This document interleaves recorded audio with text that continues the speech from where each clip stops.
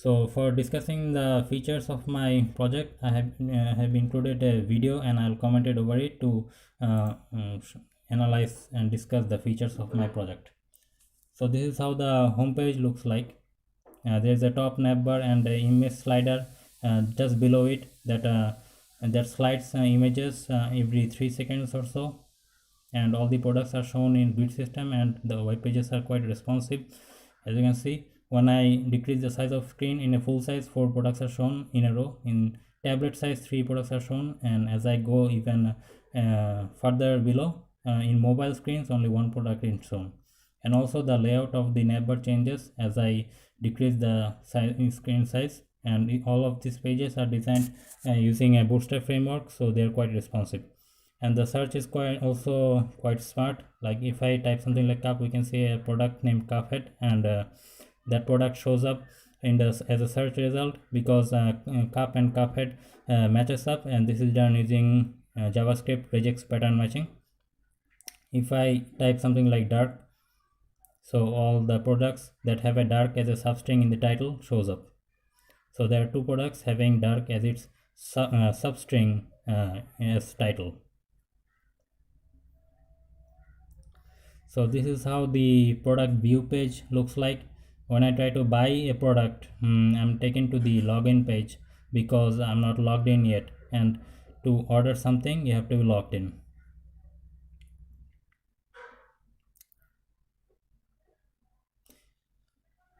And this is the layout of the products view page. And now I'm gonna log in as an registered user. So all sorts of validations are implemented in every forms. Like if I don't type any email, only password, I'm gonna be given a dismissible alert box saying that missing credentials. So all form information needs to be filled first. So if I type a correct Gmail, registered Gmail, but a wrong password, I'm gonna be shown an error saying that password password incorrect. So I'm gonna now log in as a registered user, and the username of the registered user shows up on the top right corner, and there are options to edit profile as well as logout. So if I go into the edit profile option, I can edit the name of the user and the address of the user and also the phone number of the user. And when I click on update profile, all of this information will get updated in the corresponding database.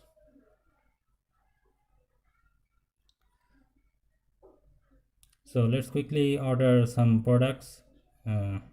So the order page looks something like this. So all the information related to order is shown in this page, like recipient name, recipient email, recipient address, mobile number, all of this. Right below, information like where I need to pay. If I choose Bcash as payment method is shown in a dismissible alert box. So there are 2 kinds of options for payment: Bcash and cash on delivery. If I pay using Bcash, I actually have to provide a transaction ID for the transaction that I made. So let's quickly order another product and rent this product. If I choose cash on delivery as payment method, I don't have to give any transaction ID. Also, pagination is also works quite well, and it is dynamic, and it is based on the number of products that I have in my database. So let's log out and now log in as an admin. So when I log in as an admin, I can also visit the home page, but when I actually go to any product view page, rather than buy or rent, I give 2 options to update or delete the product. The updates products form looks something like this, and there is an extra option when I log in as an admin to go into the admin panel. So I get 3 options to go into the admin panel and edit my profile and log out. So the admin panel looks something like this. I have options to add product.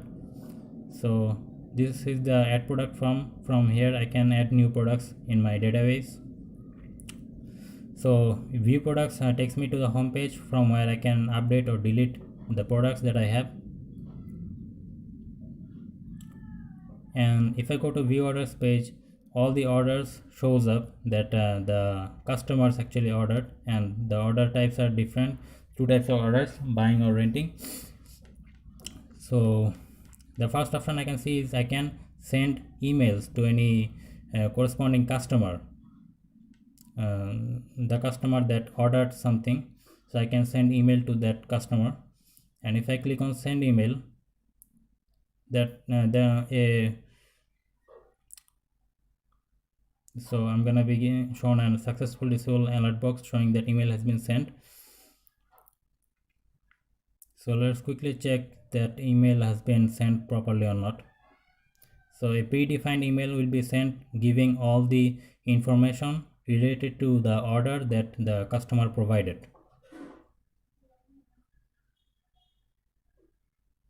So as email services, I have used Gmail, and the NodeMailer package gets the job of sending email. And this is the email that has been sent just 1 minute ago. And this is the from which email and to the customer's email. And after sending the email, the send email button gets disabled. Basically I add a class to the button named disable to disable it, and so that I can't send email to that particular customer again regarding this order. So there are some orders related to rent, and renting has some extra attributes like when the rent starts and when the rent expires. So there is an extra option to send that rent to the rent list. This basically sends this particular order to another collection where I process all the rents in a separate collection. Now if I go to the view rents page, so all the rents show up, and there is option like cost, cashback, when the rent starts, when the rent expires, etc. So this is the Mongo shell. So here I show the local database that I am using in this project. So if I type show DBS, I'm gonna be shown all the databases that I have. So as for this project, I'm using the Game Sanctuary DB. Now if I type something like use Game Sanctuary DB, I'm currently using the Game Sanctuary DB. Now if I write show collections, so these are the 4 collections that I used for this project: orders, products, rents, and users.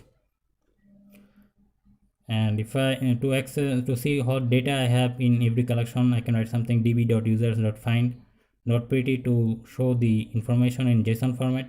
So I have 2 users, one is a normal user and another one is admin.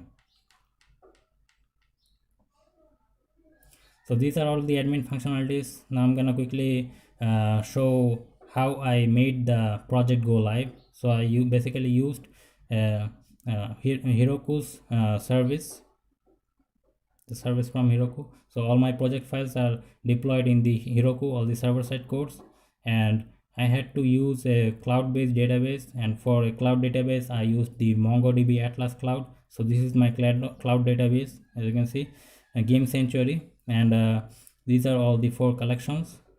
So Heroku actually interacts with this database for getting all the database related information, and that was the URI for accessing that cloud-based database.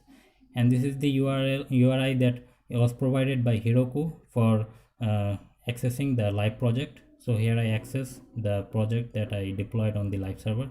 So this has been accessed by the internet, by using the internet.